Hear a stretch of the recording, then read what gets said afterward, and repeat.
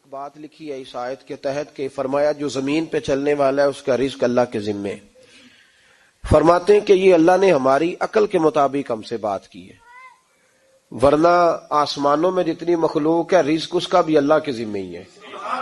یہاں جو فی الارض کے لفظ ہے زمین پہ، وہ ہمیں سمجھانے کے لیے کہ تم نے تو صرف یہ دنیا دیکھی ہے نا، تو جس کو تم نے دیکھا ہے وہ سب کھاتے اللہ کا دیا ہوا ہی ہے. تو جو ہم نے دیکھا تھا رب کریم نے اس کے مطابق ہمیں سمجھا دیا. فرمایا کچھ تو تم نے دیکھے نہیں، چلو ان کی تم سے بات نہیں کرتے، پر جو تم نے دیکھے ہیں ان سب کا رزق کس کے ذمے ہے؟ اللہ کے. میرے محبوب کریم علیہ الصلوۃ والسلام نے فرمایا اللہ پہ بھروسہ رکھ کے سویرے نکل جانا رزق کی تلاش میں. کس پہ بھروسہ رکھنا ہے؟ نکلنا تمہارے ذمے ہے. یہ نہ کہنا کہ گھر بیٹھوں گا تو یہیں آئے گا، نکلنا تمہاری ذمہ داری ہے. جتنی ذمہ داری ہے وہ پوری کرنا. اللہ پہ بھروسہ کر کے نکل جانا تمہاری ذمہ داری ہے. رب کا ذمہ ہے تمہیں رزق دینا، وہ ضرور تمہیں رزق پہنچائے گا. یا رسول اللہ صلی اللہ علیہ وسلم کس طرح پہنچے گا؟ تو ذرا حضور کے لفظوں کا حسن بھی دیکھیے. نبی پاک صلی اللہ علیہ وسلم نے فرمایا جس طرح موت تمہیں ڈھونڈ لیتی ہے نا کہ تم کہاں موجود ہو، جب وقت آتا ہے تو انسان پاکستان میں ہو تب بھی آ جاتا ہے، جدہ میں ہو تب بھی آ جاتا ہے، مکہ میں ہو یا مدینہ طیبہ میں وقت پھر بھی آ جاتا ہے. فرمایا جس طرح موت تم جہاں بھی ہو تم تک پہنچ جاتی ہے نا، اس طرح تمہارا رزق بھی تم جہاں موجود ہوتے ہو اللہ وہاں پہنچا دیتا ہے. تو یا رسول اللہ صلی اللہ علیہ وسلم کس انداز میں؟ تو فرمایا نکل جانا تمہاری ذمہ داری ہے. فرمایا سویرے پرندے بھی نکل جاتے ہیں اور شام کو جب لوٹتے ہیں تو اللہ انہیں پیٹ بھر کے روزی عطا فرماتا ہے. حالانکہ ان کو نہیں پتا ہوتا ہمارا کارخانہ کہاں ہے، ہم نے کہاں جا کے مزدوری کرنی ہے. ان کو نہیں پتا ہوتا کہ ہمارا دفتر کہاں ہے، ہم نے کس آفس میں بیٹھنا ہے. ان کو نہیں پتا ہوتا کہ ہم نے کہاں جا کے مال خریدنا ہے اور کہاں سے ہم نے پھر اس کو دوبارہ بیچنا ہے. انہیں خبر نہیں ہوتی. اللہ پہ بھروسہ کر کے نکل جاتے ہیں. نکلنا تو تیرے ذمے ہے کہ نہیں؟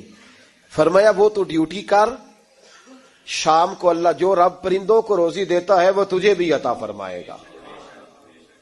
تو جس حال میں ہے، چونکہ تو نے اپنا یہ حال خود نہیں بنایا، جس نے بنایا ہے وہ بڑا بہتر جانتا تھا کہ تو اسی حال میں اسے اچھا لگتا ہے.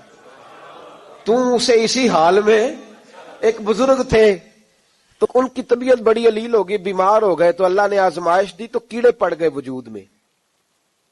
ایک کیڑا یہاں سے کھا رہا تھا، اللہ والے بڑے راضی رہتے ہیں اس کی رضا پہ.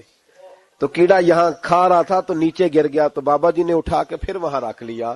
کہنے لگے جب اس نے تیری ڈیوٹی مجھے کھانے کی لگائی ہے تو میں اس بات پہ راضی ہوں، تو نیچے کیوں گرتا ہے؟ بس ٹھیک ہے کھا، جب اس نے تجھے ڈیوٹی جو تیری لگائی ہے. سالبہ بن عبد الرحمن ایک صحابی تھے، سالبہ غالباً نبی پاک صلی اللہ علیہ وسلم کی خدمت میں آئے. کہنے لگے یا رسول اللہ صلی اللہ علیہ وسلم غربت بڑی ہے، میرے لیے دعا کریں اللہ زیادہ مال دے. تو محبوب صلی اللہ علیہ وسلم نے فرمایا تو جس حال میں اچھا ہے وہ تیرے لیے بہتر ہے، جس میں تو ہے وہی حال تیرے لیے. مشکل ہے نا یہ جواب سننا. یا رسول اللہ صلی اللہ علیہ وسلم دعا کر دے. تو محبوب نے کیا فرمایا؟ فرمایا تو جس حال میں ہے نا وہ حال تیرے لیے بہتر ہے، اسی میں رہ. کہ نہیں حضور دعا کریں. فرمایا سالبہ تو باز آ جا. حضور دعا کریں. فرمایا تو باز آ جا. 2-3 دفعہ کہا، ضد کی. محبوب نے فرمایا جا پھر اللہ تجھے زیادہ پیسے دے گا. چند بکریاں خریدی، اتنی برکت ہوئی کہ بکریوں کے ریوڑ بن گئے. پھر کچھ بکریاں بیچ کے گائے خرید لی، ان کے بھی ریوڑ ہو گئے. پھر کچھ اونٹنیاں لے لی، ریوڑ ہی ریوڑ. پہلے 5 وقت مسجد میں آتے تھے، اب فجر اور عشاء رہ گئی. پھر مال زیادہ ہوا تو مدینے شہر میں کوئی جگہ ہی نہیں، مدینے سے باہر حویلی خریدی. پھر جمعہ ہی رہ گیا، جمعے کے جمعے آتے. زکوٰۃ کا حکم آیا. میرے نبی کریم علیہ السلام نے حضرت ابو ہریرہ کو بھیجا. فرمایا جا اسے کہہ تیری زکوٰۃ بنتی ہے 2.5%. تو سالبہ کے پاس حضور نے پیغام بھیجا. پہلے تو کہا تیرے لیے بہتر نہیں مال. جب اصرار کیا تو اب بڑی برکت ہو گئی، بڑا آیا تو فرمایا زکوٰۃ دے. 2.5% زکوٰۃ ہے. اب جب سوچا کہ 5 اونٹوں پہ ایک بکری جائے گی اور بڑا سارا مجھے دینا پڑے گا، اب جب غور کیا تو یہ تو نہ کہا کہ میں نہیں دیتا، حضرت ابو ہریرہ سے کہنے لگے نبی کریم علیہ السلام کی خدمت میں عرض کرنا کہ میں خود آؤں گا۔ حضرت ابو ہریرہ نے آ کے عرض کی یا رسول اللہ صلی اللہ تعالی علیہ وسلم، حضور وہ کہتے تھے میں خود آؤں گا۔ تو کہتے ہیں محبوب نے ٹھنڈی سانس لی، فرمایا اسے کہا تھا کہ تیرے لیے مال بہتر نہیں، اب ہلاک ہو گیا، ہائے افسوس ہلاک ہو گیا۔ ان کو بھی تھوڑی دیر کے بعد احساس ہوا کہ یہ میں نے کیا کیا، نبی پاک کوئی کہہ دیا نہیں ہے، حضور کو کہہ دیا بعد میں آؤں گا۔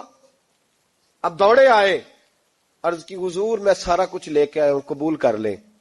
محبوب نے فرمایا گویا بلال حبشی کی خشک کھجور بھی قبول ہے، اور صہیب رومی ایک اٹی بان کی لائے تو وہ بھی قبول ہے، اور عمار بن یاسر اور مصعب بن عمیر اگر 2 دینار دے جائیں اور کوئی پرانا جوڑا کسی سپاہی کے لیے چھوڑ جائے تو وہ بھی قبول ہے، لیکن تو اپنا لاکھوں لے کے چلا جا، تیرا کوئی نہیں قبول، معاف کر دیں۔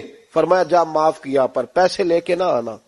اگلے سال پھر آئے، بندے ہوئے ہاتھ ہے، محبوبہ میں دولت کا کیا کروں گا، آگ لگانی ہے، قبول کر لیں۔ فرمایا تو لے جا، تیرا نہیں قبول، گرا جو ان کی نگاہ سے وہ سنبھل نہیں سکتا۔ حضور نے وصال ظاہری کیا تو جناب صدیق اکبر کے پاس آئے، لاکھوں کا مال، ابو بکر قبول کر لو۔ تو جناب صدیق اکبر کہنے لگے اس کا کر لوں جس کا نبی نے نہیں کیا، چل جا، کوئی نہیں چاہیے۔ حضرت عمر کے زمانے میں قحط پڑ گیا، بارشیں نہیں ہوتی، غلہ نہیں ملتا، حالات خراب ہیں، مالی طور پہ بحران آ گیا، غربتیں، مجبوریاں، تکلیفیں، آ کے روئے عمر میرا قبول کر لو، مجھے معافی تو مل گئی تھی نا۔ فرمایا معافی اپنی جگہ پہ، پر جس کا مصطفیٰ نے قبول نہیں کیا۔ بہت سارے لوگوں کو پتہ ہی نہیں کہ ان کا قبول ہی نہیں ہوا، اور وہ الجھے ہوئے، انہیں خبر ہی نہیں کہ اصل بات کیا ہے۔ فرمایا جس کا مصطفیٰ کریم نے قبول نہیں کیا، اب ہیرے اور جواہرات بھی لے کے آئے تو بھوکے مریں گے، پر اس کا قبول، اس بات پہ راضی رہو جس حال میں اللہ نے رکھا ہوا ہے، اس حال میں راضی رہو۔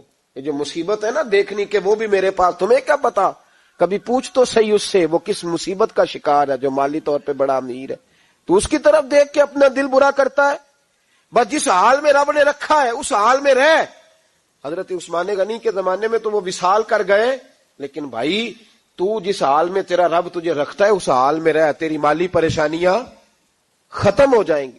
امام شافعی فرماتے ہیں جن گھروں میں لوگ فجر کی نماز کے وقت سوئے ہوتے ہیں ان گھروں میں رزق نہیں آتا۔ آپ فرماتے ہیں فجر کا وقت اللہ کے دینے کا وقت ہے، اس وقت اللہ بانٹتا ہے۔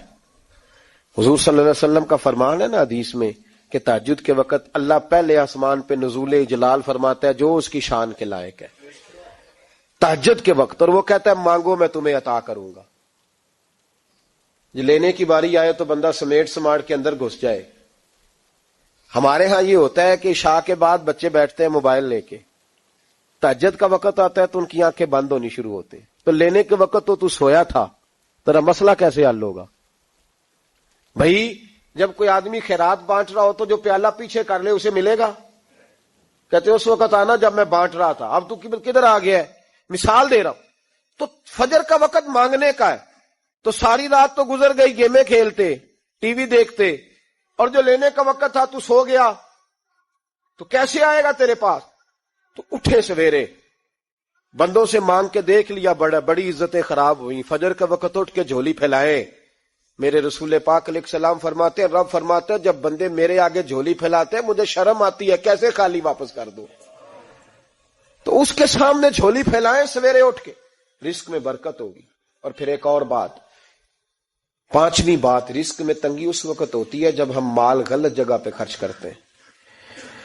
اللہ مال دیتا ہے اپنے فضل سے، اور جب ہم اسے ضائع کریں، مثال دیتا ہوں، میرے پاس ایک شخص نے آ کے کہا حضرت جی بچی کی شادی ہے، یا میرا گھر میں کوئی بیمار ہے، یا بڑی آزمائش ہے، 10,000 کی ضرورت ہے، میں نے تھما دیا اس کو، پھر مجھے بعد میں پتا چلا کہ اوہو وہ تو عیاشی کر رہا ہے پیسوں سے، وہ تو چلا گیا کہیں گھومنے اور فلاں ہوٹل میں، مہنگے ہوٹل میں بیٹھ کے کھانا کھا لیا، تو میرے دل پہ کیا گزرے گی؟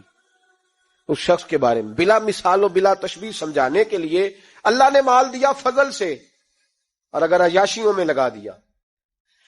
صوفیاء فرماتے ہیں کہ اگر ایک دھیلا تو حرام جگہ پہ خرچ کرے نا، ایک دھیلا، تو 1,00,000 دینار کی برکت تیرے گھر سے اٹھ جاتی ہے، ایک دھیلا حرام جگہ پہ۔ قرآن مجید کی آیت پڑھتا ہوں، رب فرماتا ہے وَمَنْ أَعْرَضَ عَنْ ذِكْرِي فَإِنَّ لَهُ مَعِيشَةً ضَنْكًا، بڑی سخت آیت ہے۔ وَمَنْ أَعْرَضَ عَنْ ذِكْرِي، فرمایا جب تم میرے تذکرے سے، میرے ذکر سے منہ پھیر لیتا ہے، فَإِنَّ لَهُ مَعِيشَةً ضَنْكًا، تو میں تیری معیشت کو، تیرے رزق کو تنگ کر دیتا ہوں، پھر تیری زندگانی تنگ ہوتی، اور جس کی زندگی اللہ تنگ کرے اس کی کوئی کھول سکتا ہے؟ کہتا ہے بڑی جگہوں پہ گیا ہوں، بڑی پھوکے مروائی، بڑے دم کرائے، حالات صحیح نہیں ہوتے، تو مسجد آ کے توبہ کر۔ وہ کہہ رہا فَإِنَّ لَهُ مَعِيشَةً ضَنْكًا، اعلان ہے قرآن پاک کا کہ جب تو میرے ذکر سے منہ پھیرے گا، روٹی میری کھائے اور پیسے لے کے عیاشی کرے، مسجد آئی نہ۔ حکم تو یہ ہے کہ جتنی جتنی نعمت بڑھتی جائے سجدے بڑھنے چاہیے، لیکن ہم لوگ سجدے کم کرتے جاتے ہیں، فرض نماز بھی نہیں پڑھتے، پھر رزق تنگ ہوتا ہے، پھر اللہ کے عدل کا نظام چلتا ہے، پھر خرابی ہوتی۔ اس لیے یاد رکھیں قرآن مجید نے حکم دے دیا کہ اگر چاہتے ہو کہ رزق میں برکت ہو تو پھر رزق دینے والے کے آگے جھک جاؤ۔